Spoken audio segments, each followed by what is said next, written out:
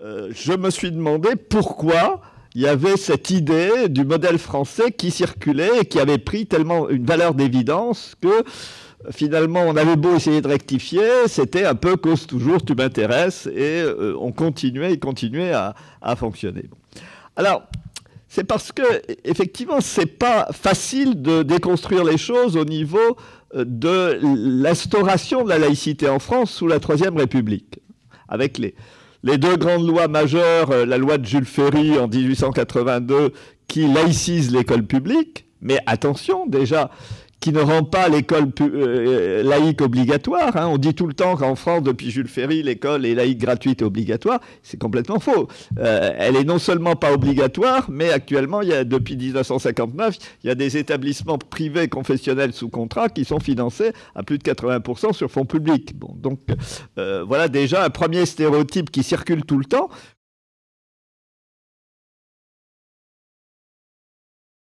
Dans ce fameux établissement de la laïcité, il y a eu, mais lié comme les deux faces d'une médaille, si vous voulez, l'anticléricalisme et l'établissement des libertés publiques.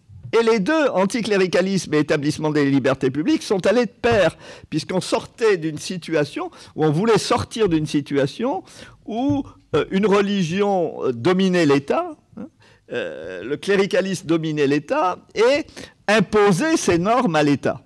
Mais il fallait sortir de cela. Et donc, des lois dites anticléricales, comme par exemple la loi qui réinstaure le divorce en 1884, c'est en même temps, évidemment, une loi de liberté dont profitent non seulement les libres penseurs, non seulement les protestants et les juifs, mais aussi bien des catholiques qui, tout en étant catholiques pratiquants, ont profité de cette loi sur le divorce et ont divorcé. Vous avez en même temps, si vous voulez, cet aspect dit anticlérical, parce que ça heurte, ça choque les autorités catholiques de l'époque, qui le ressentent comme une agression, mais en fait, c'est des lois de liberté publique, et ça s'inscrit d'ailleurs dans un ensemble de lois de liberté publique, où vous avez la liberté de colportage qui est instaurée, la liberté de la presse qui est instaurée, la liberté de réunion, la liberté syndicale, la liberté d'association. Et toutes ces libertés, d'ailleurs, profitent aussi aux religions et au catholicisme. La presse catholique est beaucoup plus libre sous la Troisième République dite anticléricale que sous Napoléon III.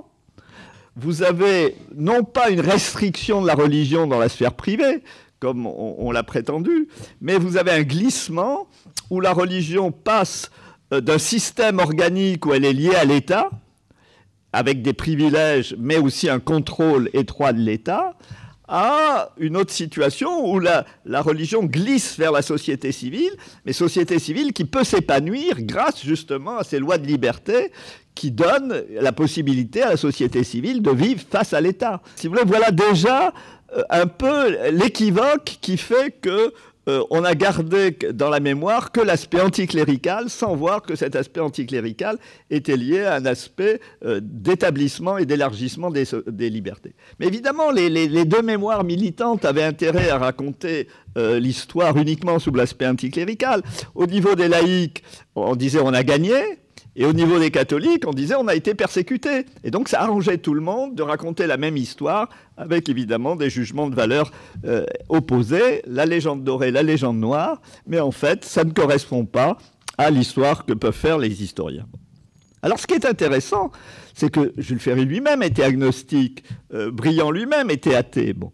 Mais vous avez ceux pour qui finalement la laïcité, c'était, et la liberté, c'était un moyen pour amener tout le monde à avoir les positions qui étaient les leurs, et ceux qui, au contraire, avaient leur position personnelle, mais étaient capables d'accepter la liberté pour tout le monde, y compris pour leurs adversaires. Au moment de la loi de 1905, il y a eu un débat qui est mal connu et qui devrait être plus connu, entre Aristide Briand d'un côté et Maurice Allard de l'autre, deux socialistes libres penseurs. Et Aristide Briand a dit à Maurice Allard, vous êtes athée, moi aussi, on a le droit de l'être, mais votre faute, c'est que vous demandez à l'État, finalement, d'être au service de la libre pensée, ce que l'État a été au service du catholicisme pendant la société de chrétienté. Autrement dit, vous faites la même erreur que celle qui a été faite au Moyen-Âge lors de la société de chrétienté. Ce n'est que par la force de conviction que vous pouvez essayer de convaincre les autres d'adopter vos positions. Vous n'avez pas à demander à l'État d'être à votre service. L'État doit être un arbitre impartial entre les différentes convictions.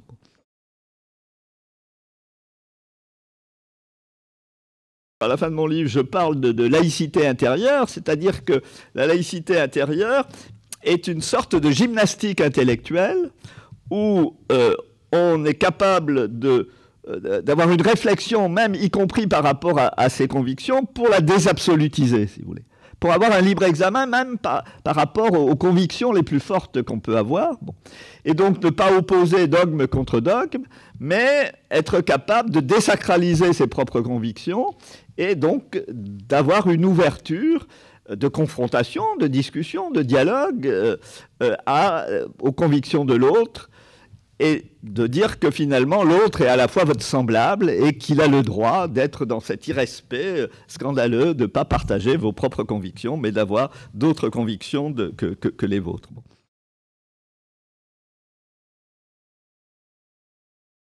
Alors ça ne veut pas dire qu'évidemment il faille idéaliser la laïcité historique, et je dirais il y a deux domaines où la laïcité historique a failli.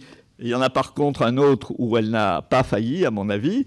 Les deux domaines où elle a failli, ce sont les femmes et les colonisés. Et la France est un pays où il y a un siècle de différence entre le vote masculin, appelé suffrage universel, et ce n'est pas un hasard si on l'a masqué, cela en parlant de suffrage universel, en 1848, et le vote des femmes en 1944, en 1945 et 1946. Et donc, ce différentiel d'un siècle, alors que dans la plupart des pays, les hommes ont voté plus tard, et beaucoup de pays, les femmes ont voté plus tôt, notamment par exemple les pays anglo-saxons et d'Europe du Nord, bon, ça a été au nom de la laïcité, c'est-à-dire que la femme était supposée ne jamais être assez rationnelle, si vous voulez, pour pouvoir voter, pour pouvoir se libérer de l'influence des curés, pour pouvoir se libérer de l'influence cléricale. Bon. Et donc, le combat féministe a été loupé historiquement, et on peut se demander si, justement, malgré tout, il n'y a pas une certaine, je ne veux pas totaliser les choses, mais il n'y a pas une certaine continuité entre le stéréotype de la femme catholique soumise qui va au confessionnal et le stéréotype de la femme musulmane soumise qui porte un foulard. Bon. Le deuxième sujet où la laïcité historique a failli, c'est les colonisés. Et Ferry est emblématique là-dessus. Il est très libéral, il est très favorable à la liberté, et notamment favorable au maintien d'une école libre face à l'école laïque, pour qu'il y ait la liberté de choix des gens, mais c'est lui qui dit la fameuse phrase « les droits de l'homme ne s'appliquent pas aux Noirs d'Afrique équatoriale », et évidemment, phrase qui après lui sera reprochée, mais qui à l'époque paraissait le bon sens, hein, et ça doit nous rendre critiques face au bon sens de notre univers contemporain. Bon. Mais c'est vrai que la laïcité historique a loupé la colonisation, et l'avant-dernier article de la loi de 1905 dit que cette loi ne s'appliquera que par des décrets spécifiques, si vous voulez, aux colonies en Algérie. Et la loi de 1905 ne s'est pas appliquée en Algérie. C'est des musulmans qui ont demandé son application et ils l'ont jamais obtenue avant la guerre et l'indépendance de l'Algérie, donc qui rendait la question obsolète. Mais dans cette France laïque, on a tout le temps eu l'expression de Français musulmans, et les Français musulmans étaient des sujets et pas des citoyens, hein, et ils n'avaient pas les mêmes droits que les autres Françaises et les autres Français.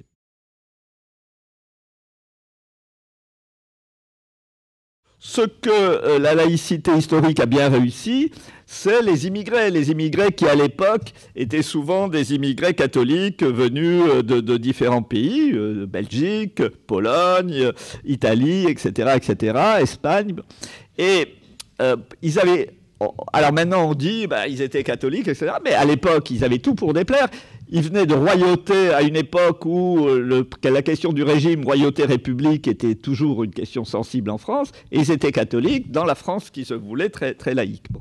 On a fait des tas d'accommodements, je donne les exemples dans mon livre, et puis dans l'entre-deux-guerres, les Polonais, les Portugais, les autres, etc., ils avaient leur paroisse, d'ailleurs certains continuent à avoir, leur paroisse catholique bien à eux, avec des journaux catholiques de leur pays, avec des processions spécifiques où ils chantaient leurs chants, etc. Et jamais, jamais on a fait l'accusation de communautarisme. Jamais.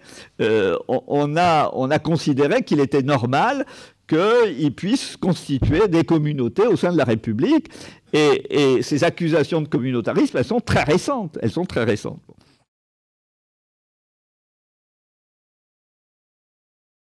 De même, maintenant, on nous dit la loi de 1905 s'est pas occupée de la laïcité dans l'espace public. C'est complètement faux. Briand dit à partir du moment où on fait une loi de séparation, qui est une loi de liberté, l'expression est redondante chez lui, c'est une loi de liberté, eh bien, la laïcité est indifférente aux vêtements. Indifférente aux vêtements et ne se préoccupe pas de savoir si les gens qui sont en soutane sont prêtres ou pas prêtres, s'ils croient en Dieu ou à diable. Bon, n'importe qui peut porter la soutane et une historienne, Jacqueline Lalouette, commente, y compris les prêtres, donc pour Briand, peuvent porter la soutane. Bon. La loi de 1905 a libéralisé le droit aux processions, a élargi le droit aux processions, a élargi le droit sur la place publique. Et je pourrais vous donner bien d'autres exemples de cet élargissement. Alors, ce qui a été interdit, par contre, c'est le troisième débat, c'est le fait que désormais, les bâtiments publics n'aient pas de marquage religieux. Et Briand a très bien dit, c'est parce que ces bâtiments représentent la puissance publique. Et c'est la neutralité de la puissance publique.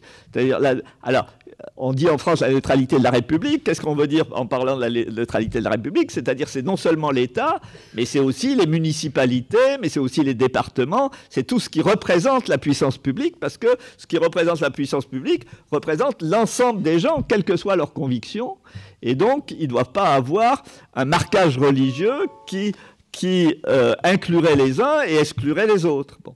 Mais Briand a très bien dit que tout ce qui relevait du privé dans l'espace public était libre. C'est-à-dire que les magasins avaient le droit, évidemment, d'avoir des enseignes religieuses, que les gens qui avaient un jardin qui donnait sur une avenue pouvaient faire un calvaire très visible de la rue, etc., etc., que tout ce qui était personnel, si vous voulez, tout ce qui était facultatif, tout ce qui n'engageait pas la puissance publique, avait le droit d'expression religieuse dans l'espace public.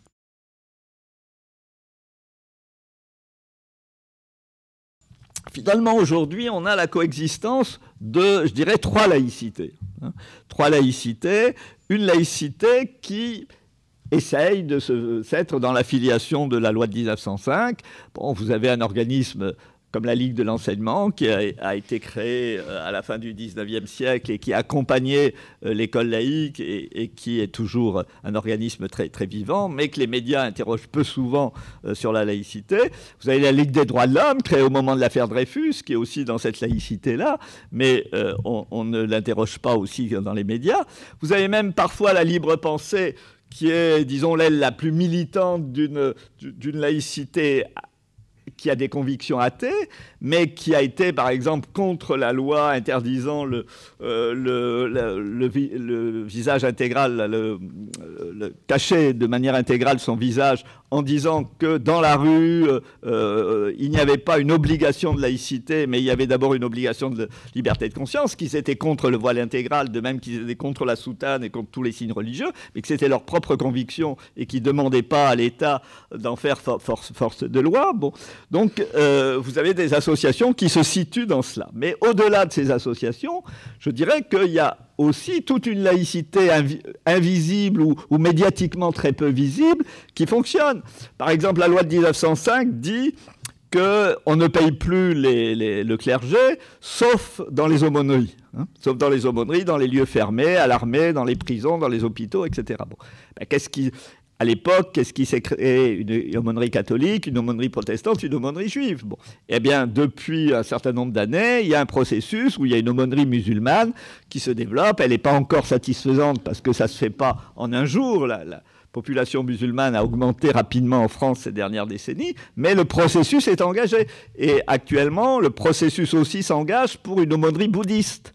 il y a tout un tas d'aménagements, si vous voulez, qui sont dans l'esprit de la loi de 1905. Le Conseil d'État, d'ailleurs, a avalisé un certain nombre d'entre eux qui étaient attaqués devant les tribunaux administratifs en juillet 2011. Et cette laïcité invisible se fait dans l'esprit de la loi de 1905. Et c'est grâce à elle, d'ailleurs, que la France reste évidemment une démocratie. Bon. Il y a une nouvelle laïcité. Alors ce terme de nouvelle laïcité, c'est pas moi qui l'ai inventé, c'est François Baroin, député UMP, dans un rapport au Premier ministre qu'il a fait en 2003, et 18 mois après le 11 septembre, évidemment aussi dans le contre-coup de ce 11 septembre. Et s'il emploie l'expression nouvelle laïcité, c'est qu'il a bien conscience justement de se situer en dehors à distance, en tout cas, de la laïcité historique. Et finalement, quelle est cette distance? Il dit la laïcité, maintenant, elle doit être plus culturelle.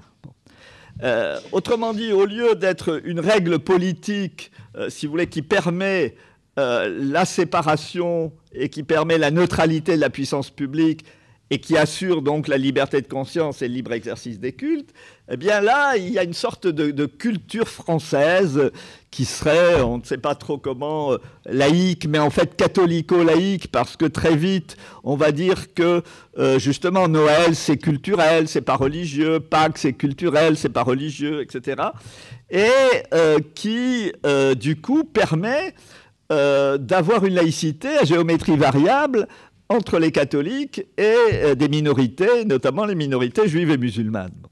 Et évidemment, cette nouvelle laïcité, elle peut être de droite, puisque les électeurs de la droite sont souvent des catholiques plus ou moins pratiquants, pas tous très pratiquants, mais enfin, en tout cas, souvent pratiquants occasionnels. Bon. Et donc, ça ne fâche pas les catholiques, au contraire, mais ça est dirigé plutôt contre des minorités. Bon. Du coup, cette laïcité, elle a beaucoup moins de séparation qu'au moment de 1905, si vous voulez. Elle essaye de resserrer les liens entre l'Église catholique et l'État. Et le paradoxe, d'ailleurs, c'est que moi, j'ai eu des évêques qui, en privé, m'ont dit « mais on n'est pas du tout d'accord avec Sarkozy.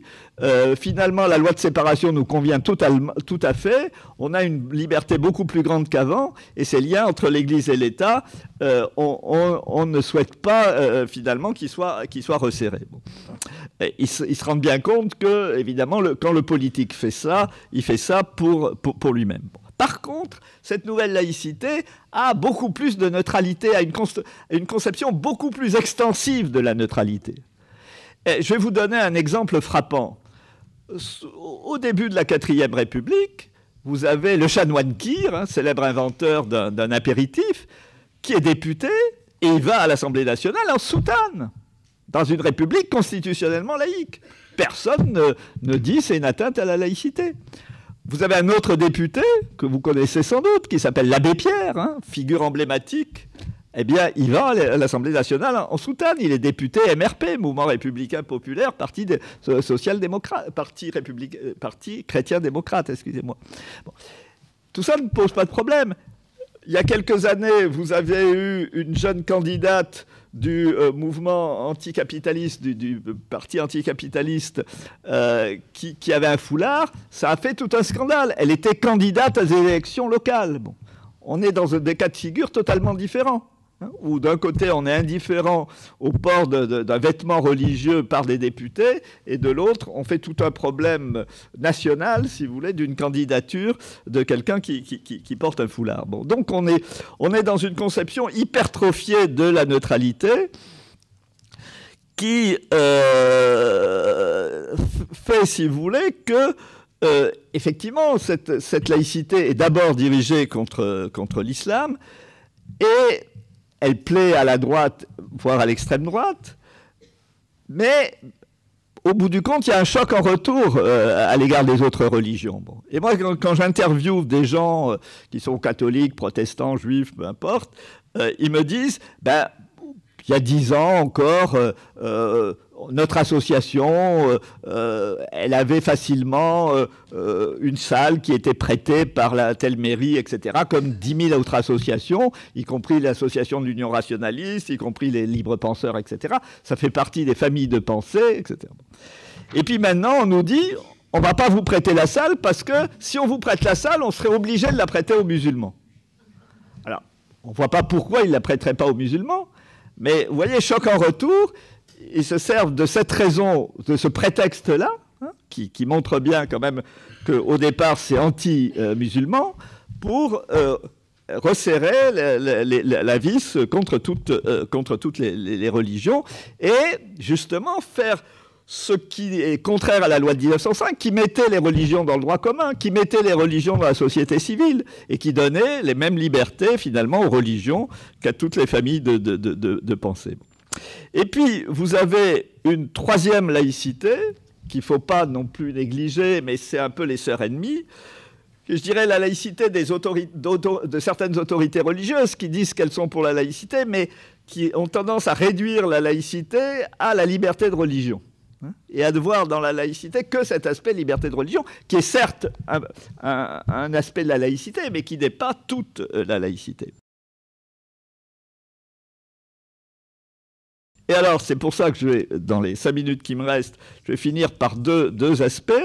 Le premier aspect, c'est ce que montrent actuellement les débats qui sont chauds en France sur le débat sur le mariage de personnes de même sexe. Je préfère dire franchement qu'il s'agit du mariage de personnes de même sexe plutôt que du mariage pour tous, qui est l'expression ambiguë.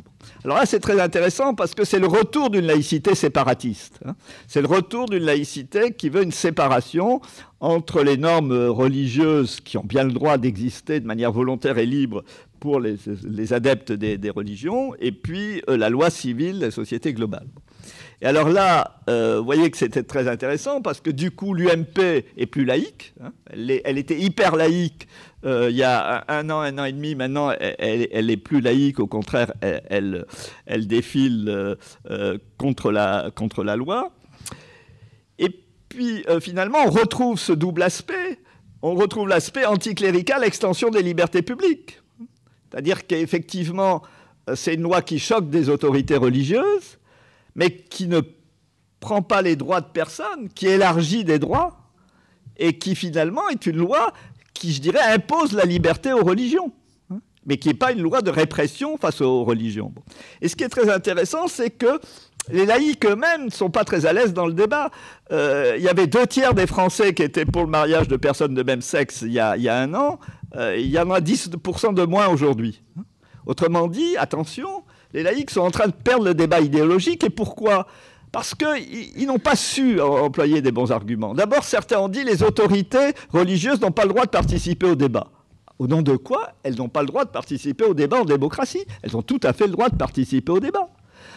Donc, si vous voulez, ils ont donné un argument qui a été irrecevable par l'opinion publique. Qui a dit qu'il n'y a pas de raison qu'il y a une partie de la population française qui n'ait que le droit de se taire. Bon. Donc, c'était une position pas tenable et du coup, ils n'ont pas attaqué le contenu même de la position et les dérapages évidents de Monseigneur Barbarin qui ont dit c'est comme la zoophilie ou des choses comme ça, etc. Au lieu de s'en prendre au contenu et de discuter sur le contenu, on a fait une pétition de principe. Bon. D'autre part, il y a eu ce zigzag sur la liberté de conscience des maires. Bon. Qu'est-ce que c'est la liberté de conscience des maires ? C'est simplement le fait qu'un maire qui est contre le mariage de personnes de même sexe délègue à un adjoint qui, lui, n'est pas dans cette position, le fait de marier les gens. Bon. Bon. Alors, si vous voulez, bon, le maire, je suis d'accord que le maire représente la puissance publique, mais bon, de même que le médecin a un devoir, mais dans la loi Veil, il est dit que le médecin peut faire objection de conscience s'il est contre l'avortement. Bon. Alors, les femmes peuvent dire, bah, du coup, ça limite l'accès à l'avortement. En même temps, est-ce que c'est bien pour une femme d'être avortée par quelqu'un qui est complètement contre l'avortement et qui lui fera payer d'une manière ou d'une autre ? Bon. Et c'est pareil pour les maires. Est-ce que, je vous dis, le maire, il fait un petit discours et il fait le discours qu'il veut. Hein, personne ne va lui dicter ce qu'il dit. Est-ce que c'est bien pour un couple de même sexe qui se marie et qui est joyeux de se marier, de célébrer son union, d'être marié par quelqu'un qui va leur lancer des vacheries parce qu'il est contre ? Bon. Et puis, si vous voulez, l'intérêt quand même... Parce que Hollande a dit qu'il était pour l'objection, pour la liberté de conscience, et puis après, il s'est rétracté. Hein, il s'est rétracté parce qu'il y a des gens qui l'ont dit, c'est insupportable de dire ça, etc. Bon. Moi, l'intérêt, c'était de montrer à des gens, justement, un peu conservateurs, etc., de montrer que l'accommodement, ça jouait pour tout le monde. Tout le monde était gagnant avec l'accommodement.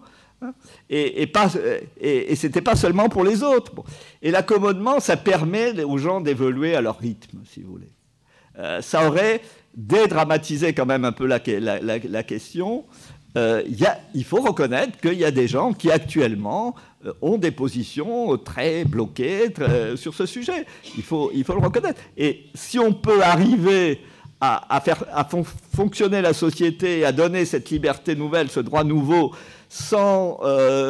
avec le moins d'agressivité, le moins de conflits possible, il faut le faire. Et puis, dans 10 ans, à mon avis, la pratique se sera largement banalisée, exactement comme les gens qui étaient les plus contre le Pacs, maintenant ils vous disent qu'il faut un Pacs amélioré.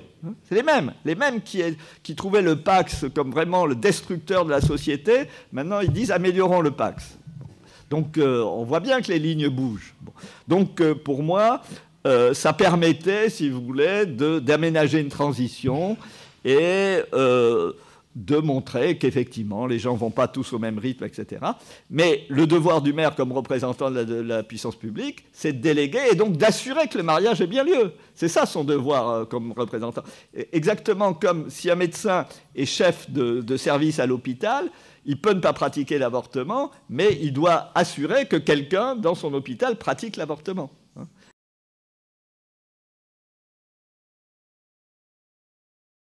Alors, à mon avis, il faudrait aussi peut-être élargir l'anticléricalisme. Élargir l'anticléricalisme en voyant qu'aujourd'hui, ce n'est pas seulement des dominations autoritaires de religions. Finalement, les religions ont quand même beaucoup moins de pouvoir qu'elles en avaient il y a un siècle ou un siècle et demi. Bon. Aujourd'hui, on est aussi dans une domination que moi j'appelle une domination mimétique, qui est le fait que la communication de masse donne des modèles où finalement il faut imiter ce qui se fait par ailleurs, hein, des phénomènes de mode, mais évidemment dans le livre j'en parle beaucoup plus longuement, donc avec beaucoup plus de nuances, bon. Et où finalement soit l'indignation, soit la dérision prennent le pas sur la réflexion. Et on est menacé par une sorte de formatage, de formatage qui n'impose pas un contenu, mais qui impose une manière de penser, un simplisme de la pensée, et qui est peut-être le nouveau cléricalisme. Alors dans le livre, à la suite de Raphaël Simonet, j'appelle ça le monstre doux. Et peut-être il faudrait élargir justement ce combat anticlérical en voyant que ce combat anticlérical est aussi un combat pour la liberté de penser, est aussi un combat pour le libre examen. Peut-être quand même que le premier cléricalisme aujourd'hui, il est lié à la société marchande. Il est lié au fait que la société marchande a envahi toutes les sphères. Envahi toutes les sphères. Et c'est là où, effectivement, il faut se poser le problème, quel genre de société veut-on et quel genre de société veut-on construire. Bon, alors, ça ne veut pas dire, là encore, moi, dans le débat actuel sur le mariage de personnes de même sexe, je dis enfin un vrai débat de laïcité et je suis engagé dans ce débat. On va se payer bientôt un débat aussi sur la fin de vie, sur le choix de la fin de vie. Là encore, on va avoir un vrai débat de laïcité, je vais être engagé dans ce débat, etc. C'est-à-dire qu'effectivement, il y a des... chaque fois que la laïcité permet un élargissement des libertés, eh bien, effectivement, c'est des vrais débats de laïcité. Mais comme par hasard, si vous voulez, les super défenseurs de la laïcité, hop, tout à coup, on ne les voit plus à ce moment-là. On ne les voit plus, ou au contraire, on les voit, mais dans le camp opposé.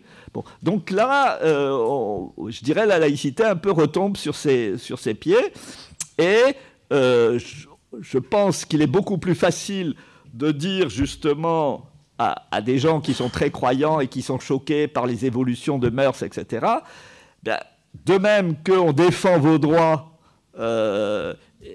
eh bien, de même, il faut défendre les droits de gens qui ont des conduites qui vous choquent, mais c'est leur vie, c'est leur manière de vivre et d'aimer. Et voilà, il peut y avoir des mariages hétérosexuels où il n'y a pas d'amour et des mariages homosexuels où il y a un amour authentique. Et puis, dernier point, parce que il y a dans cette critique très, très amicale et de haute tenue de Guy Archer, il y a une question qui me pose à la fin et qui me dit « Mais est-ce que vous ne sous-estimez pas le danger du radicalisme islamiste ?» Et moi je dirais non, au contraire. Au contraire, je pense que la seule manière de lutter contre ce danger, le radicalisme extrémiste, c'est d'isoler les extrémistes, c'est d'isoler les terroristes, c'est de ne pas pratiquer l'amalgame. C'est pas de confondre le féminisme musulman où il y a des filles qui ont un foulard, des filles qui n'ont pas de foulard, avec des gens qui sont extrémistes. C'est d'éviter toute stigmatisation.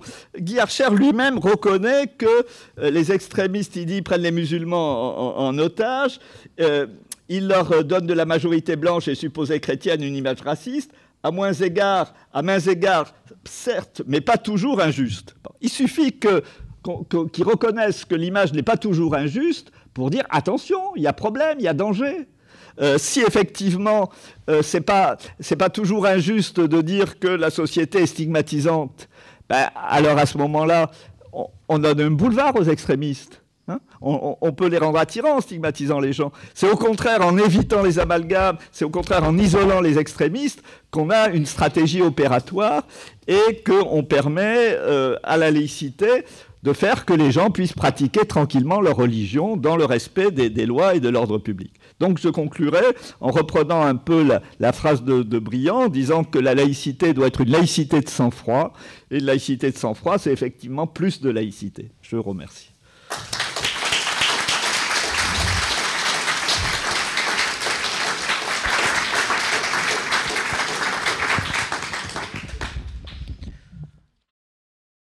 Il y a d'abord ce passage de votre livre que vous avez très brièvement évoqué aujourd'hui sur la laïcité intérieure. Et à la fois, j'aime beaucoup l'idée qu'on puisse prendre de la distance par rapport à ses propres convictions, que l'on soit croyant ou incroyant. Et bon, je trouve que c'est un idéal personnel très fort. En même temps, on a une situation particulière en Belgique où justement il y a constamment confusion entre la laïcité comme approche philosophique et comme position philosophique et la laïcité comme principe de droit et comme principe juridico-politique. Alors, comment est-ce qu'on va faire pour que cette idée de laïcité intérieure, qui philosophiquement est une très belle idée, n'apparaisse pas comme de nouveau une forme de déni à l'égard des croyants, parce que bon, quand on est croyant, quelque part, on est croyant, on peut rester distant, mais quelles que soient nos croyances, d'ailleurs comme vous le dites bien dans le bouquin, et donc il y a peut-être aussi à un moment donné le souhait de rester dans sa foi ou dans sa non-foi. Et on peut être un très bon laïc sur le plan politique en étant croyant.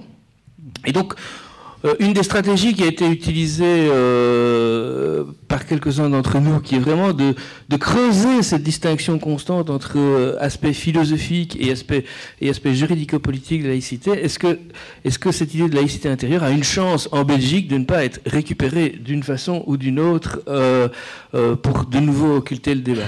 Ça, c'est la première question que je voulais vous poser. Et alors, la deuxième, c'est peut-être pour vous demander peut-être d'affirmer votre position de manière plus claire, mais lorsque vous avez parlé de laïcité dans l'espace public, moi, j'en suis venu à ne plus vouloir utiliser le mot espace public, parce que ça permet finalement toutes les dérives. Et vous l'avez bien dit, à un moment donné, on finit par confondre espace public et puissance publique. Et je me souviens que dans un de vos textes, vous citez la libre pensée qui, à propos du débat sur le niqab, dit très clairement, la neutralité s'impose aux institutions, pas aux individus. Et donc, est-ce qu'on ne devrait pas aussi, d'un point de vue de principe, creuser précisément cet écart entre ce qui s'impose à la puissance publique et puis tous les débats qu'on a qui finissent par faire croire que les citoyens sont tenus à la neutralité dès qu'ils sont en contact d'une certaine façon avec une autorité, dès qu'ils sont dans un lieu quelconque, etc. Ce qui est finalement une resacralisation de tous les lieux publics, et ce qui pour moi est l'inverse de la laïcité. C'était les deux questions que je voulais vous poser. J'en ai plein d'autres, mais ce sera pour la salle.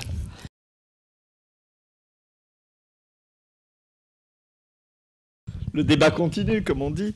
Alors, premier point, c'est que, effectivement, dans un premier temps, on peut distinguer laïcité politique, qui est la règle générale d'impartialité, si vous voulez, d'arbitrage impartial de l'État et de séparation des convictions et religions et de l'État. Et puis, alors, une culture laïque qui, elle, serait militante, etc. Bon. Et moi, je crois qu'il faut aller plus loin et qu'il faut distinguer une culture laïque qui peut être l'apanage de tout le monde et une culture ou un engagement d'humanisme séculier qui est une conviction à côté d'autres convictions. Bon. Parce que, si vous voulez, de toute façon, comme la démocratie, la laïcité, c'est pas uniquement le formalisme de la loi, c'est aussi un habitus culturel de gens qui réussissent à vivre ensemble entre convictions différentes et qui sont convaincus de l'intérêt et même, je dirais, de l'enrichissement de cette vie ensemble en tant que convictions différentes. Bon. Je pense que quelqu'un qui est croyant peut tout à fait faire cette gymnastique intellectuelle dont je parlais à partir du moment où il a une notion d'authenticité de la foi. Et où, pour lui, la foi ne doit pas être un conformisme social ou une hypocrisie ou quelque chose qu'on aurait par une pression extérieure, mais où la foi doit être un mouvement authentique de l'individu. À partir de ce moment-là, il peut très bien penser, par exemple, que seuls les vrais croyants sont sauvés, mais que dans la société sur la Terre, eh bien, chacun fait ses choix en responsabilité, en liberté, et que la vérité ne peut se trouver que par le moyen de la liberté. Donc je pense qu'il peut avoir une culture laïque partagée. Je pense qu'il peut avoir une morale laïque partagée, qui est la morale du lien social, la morale du vivre ensemble, la morale des fondements éthiques, si vous voulez, un peu de la constitution des sociétés démocratiques. Et puis après, libre aux convictions d'avoir des morales plus exigeantes. Bon, quand on dit droit, par exemple, à l'avortement, les gens peuvent être contre l'avortement, pour ce qui les concerne, pour ce qui concerne leur famille, pour ce qui concerne leur vie personnelle. Ils peuvent même essayer de convaincre les gens que l'avortement est une mauvaise chose, tant qu'ils le font, disons, dans le dialogue, et qu'ils ne vont pas aller faire du bazar dans les hôpitaux qui pratiquent des avortements. Tant qu'ils le font dans le cadre d'un débat démocratique, serein, tranquille, respectueux d'autres, etc. Bon. Donc, je pense qu'il peut y avoir une culture laïque partagée par des croyants et des incroyants, mais incroyants d'ailleurs, je ne sais pas si vraiment il y a des gens qui sont totalement incroyants sur tout, et être humaniste laïque, c'est aussi un certain postulat de croyance, d'une certaine manière, qui n'est pas du même ordre que bon. Mais donc, voilà, donc je pense qu'au niveau même de la culture laïque, il faut séparer ce qui est l'humanisme séculier et ce qui peut être la culture laïque partagée de gens de conviction religieuse.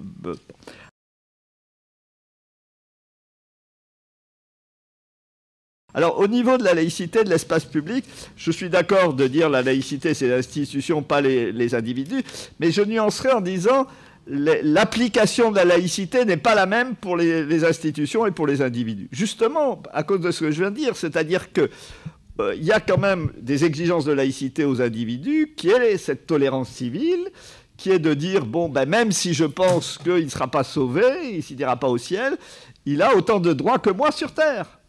Et c'est pas parce qu'il ne partage pas ma foi ou parce qu'il est croyant et que moi je ne le suis pas, etc., qu'il a moins de droits. Bon. Donc il y a des exigences de laïcité. Vous employez quelqu'un comme personnel, par exemple, comme femme de ménage, vous n'avez pas le droit de profiter de votre position d'employeur pour essayer de faire pression pour elle et qu'elle pense que si elle veut garder son poste de femme de ménage, il vaut mieux qu'elle aille à la messe ou au contraire qu'elle n'y aille pas, si vous voulez. C'est-à-dire que même dans l'espace privé, il y a des exigences de laïcité qui sont liées au respect de l'autre et au respect de la liberté, de la responsabilité de l'autre. Bon. Mais évidemment, ce n'est pas les mêmes dans l'espace strictement privé, dans l'espace public, et dans la puissance publique et l'exercice de la puissance publique. Bon. Et donc, voilà, il faut être au clair sur l'application différente des principes de laïcité suivant les espaces où on est, mais je ne dirais pas qu'il n'y a aucune exigence de laïcité aux individus. Il y a des exigences, mais qui ne sont pas du tout celles de la puissance publique, ni celles des gens qui représentent un pouvoir institutionnel. En fait, justement, c'est le fait qu'il n'y a personne qui est complètement dénué de pouvoir, et l'exigence de laïcité, c'est de ne pas profiter de son pouvoir pour imposer ses convictions. Bon, alors ça se décline de manière très différente suivant que vous êtes effectivement maire, médecin, enseignant, élève, etc. etc. Bon.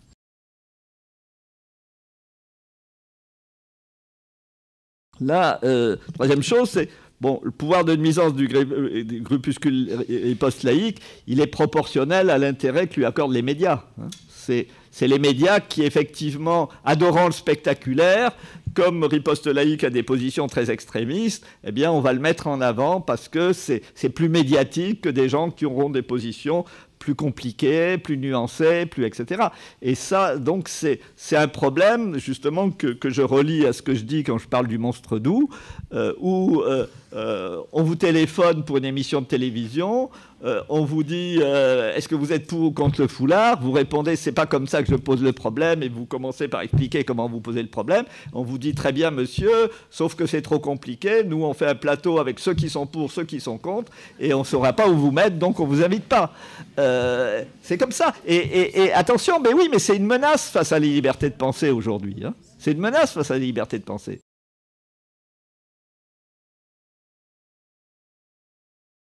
Alors, effectivement, moi, j'ai trouvé que la libre pensée avait, dans le débat sur la burqa, une position qui était très bien, en disant on est, nous, absolument contre le port de la burqa, et on essaiera de convaincre les gens qu'il ne faut pas porter la burqa. Bon, moi, j'ai discuté 2 fois avec des femmes en burqa, j'ai fait 2 débats publics, et à chaque fois, je leur ai dit vous êtes dans une démarche de pureté absolue, et c'est une impasse, parce que vous ne serez jamais assez pur, hein, et vous en sortirez jamais. Il y aura toujours, vous trouverez toujours un problème. Bon. J'ai essayé de les convaincre, mais bon, à partir du moment où il y a une loi, c'est beaucoup plus difficile de discuter avec elles. Parce que, du coup, vous avez l'impression d'être du côté des flics. Flics, d'ailleurs, qui sont très embêtés. Hein. Si vous leur demandez d'embêter une femme qui ne demande rien à personne, qui fait tranquillement ses courses, hein, qui choque peut-être des gens, mais après tout, la fille qui a plein de piercings et une jupe au ras des fesses, elle choque d'autres personnes. Bon. Et c'est ça aussi la liberté démocratique, c'est qu'on prenne tous un peu sur soi parce que d'autres tenues ou d'autres personnes nous choquent. Bon. Eh bien, les policiers, ils ne vont pas créer un incident, parce que s'ils arrêtent la femme, ça va créer un incident, etc. Ils ne vont pas créer l'incident. Et donc, les syndicats de police étaient très, très réservés par rapport à cette loi. Et bon, moi, je vois dans des banlieues, effectivement, il y a des femmes qui reviennent faire leur marché en burqa, et personne ne leur dit rien. Alors, il y en a d'autres qui sont astucieuses. Elles ont ce qu'on appelle la tenue islamique, hein, la robe jusqu'aux souliers, etc., le visage découvert, et puis elles ont un masque sanitaire, et là, elles obéissent à la loi. Elles obéissent à la loi. Bon. En plus, le paradoxe de cette loi, c'est que le Conseil constitutionnel a invalidé le fait qu'on ne puisse pas être en burqa autour des édifices religieux. Donc vous pouvez être en burqa, faire le tour de Notre-Dame, hein, toute la journée en burqa. Ça, vous obéissez à la loi. Vous êtes autour d'un édifice religieux. Donc, cette loi est vraiment une loi électoraliste, hein, électoraliste, et une instrumentalisation complète. D'ailleurs, je vous ferai remarquer que cette loi n'invoque jamais la laïcité. La loi française, en tout cas, n'invoque jamais la laïcité, parce que tous les juristes auditionnés par la mission parlementaire ont tous dit qu'il était impossible de faire une loi interdisant le voile intégral dans la rue au nom de la laïcité.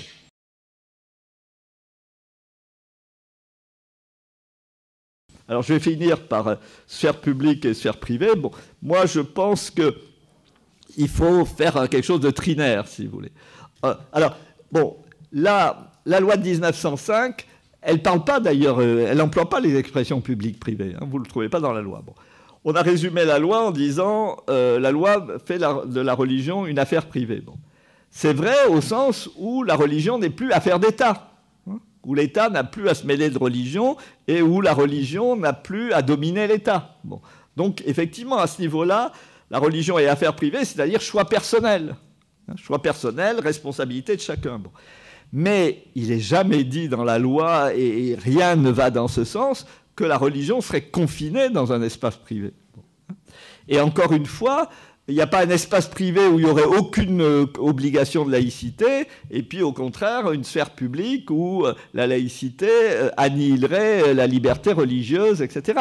C'est plus compliqué que ça. Bon, il y a effectivement ce qui, on pourrait dire, et c'est là qu'il faut effectivement mélanger le rôle que les gens jouent dans cet espace et l'espace lui-même. Quand vous êtes dans un hôpital, vous n'avez pas le même rôle si vous êtes médecin et si vous êtes malade. Bon. Si vous êtes malade, vous avez le droit à la garantie de votre liberté de religion. Si vous êtes médecin, vous n'êtes pas là pour faire de la propagande pour vos convictions personnelles, qu'elles soient humanistes séculières ou rattachées à une religion. Vous devez soigner les gens, quels qu'ils soient. Je dirais même plus loin, si vous auscultez un accidenté de la route, vous n'avez pas à savoir s'il est le responsable de l'accident ou la victime de l'accident. Vous devez lui faire le même diagnostic, aussi sérieux, etc. Bon. Donc, effectivement, vous devez mettre entre parenthèses vos choix éthiques. Alors, vous pouvez, le soir, militer dans une association de défense des accidentés de la route ou de protection routière. Bon. Mais ça, c'est autre chose. Bon. Mais dans votre exercice professionnel, effectivement, autant que faire se peut, vous devez mettre entre parenthèses, par respect de la liberté et de la responsabilité de l'autre, vos propres options. Bon. De même, mais il y a des différences d'espace. Vous pouvez distribuer des tracts dans la rue pour inviter à une réunion religieuse ou à une réunion de l'Union rationaliste ou une réunion de la libre pensée. Si vous êtes dans une mairie, vous n'avez pas le droit de distribuer les mêmes tracts parce que la mairie, c'est un espace qui n'est pas la rue. Bon, donc, effectivement, il faut distinguer les rôles et il faut distinguer les espaces. Et c'est plus compliqué que de dire uniquement sphère publique, sphère privée, d'autant plus que le problème se complique. C'est-à-dire, par exemple, quand vous aviez les ouvriers qui apportaient leur cantine, hein, et même les élèves à l'école qui apportaient leur cantine, ça, dans mon Limousin natal, ça s'est fait longtemps. Les femmes, d'ailleurs, c'était les femmes qui préparaient le repas de l'homme et des enfants le matin, et elles donnaient ça, et puis voilà, ils partaient. Bon. Donc, repas avec porc, repas sans porc, repas avec du vin, pas de vin, etc. Chacun avait sa cantine et chacun avait son repas. Et voilà. Bon. Maintenant, vous mangez à la cantine. C'est pas pareil. C'est pas vous qui apportez votre cantine personnelle. Vous mangez à la cantine. Bon. D'où le problème, effectivement, de l'adaptation de la cantine à la liberté de religion. Et là encore, vous êtes dans le compromis, c'est-à-dire que y a les possibilités objectives de l'institution, hein, et puis il y a le respect, autant que faire se peut, de la liberté de conviction des gens. Et il faut trouver un compromis qui peut être un peu boiteux, qui peut être un peu frustrant pour tout le monde, mais la laïcité, c'est finalement une certaine égalité de frustration, si vous voulez. Et oui, c'est le vivre ensemble fait que vous ne pouvez pas vivre de façon absolue vos propres convictions. Vous êtes obligé de les limiter par égard pour l'autre, mais ça doit être à l'inverse. L'autre doit aussi accepter de les limiter, et les institutions doivent aussi accepter de tenir compte de votre propre conviction. Donc voilà, il faut arriver à trouver cette manière. Bon. Et moi, je crois qu'à la fois, il faut poser quelques principes. Hein, il faut être il faut beaucoup réfléchir sur les principes généraux. Et puis après, il faut pas mal de cas par cas. Il faut pas mal de cas par cas parce que suivant justement les situations, suivant les possibilités, suivant etc. Bon, la commission Stasi avait fait une proposition dans ce sens, par exemple en parlant des crédits de jours fériés. Des crédits de jours fériés à négocier dans les entreprises. Et évidemment, la négociation n'était pas forcément la même dans une PME où vous aviez 8 ouvriers et dans une multinationale. Bon. Mais autant que faire se peut, si vous voulez pouvoir fêter le Kippour ou l'Aïd et puis travailler le jour de l'Ascension, que vous ayez le droit de le faire. Ça me semble quand même la moindre des choses dans un pays où justement il y a une diversité au niveau convictionnel. Bon. Et ça a été refusé sans débat. Et alors on vous dit, Noël c'est culturel, le Kippour et l'Aïd c'est religieux, et le Ramadan c'est religieux. Bon. Sauf que les deux sont culturels et religieux. Parce que vous pouvez très bien, Noël peut très bien être une fête religieuse pour vous, et vous pouvez très bien être un juif laïque au sens d'humaniste séculier et fêter le Kippour.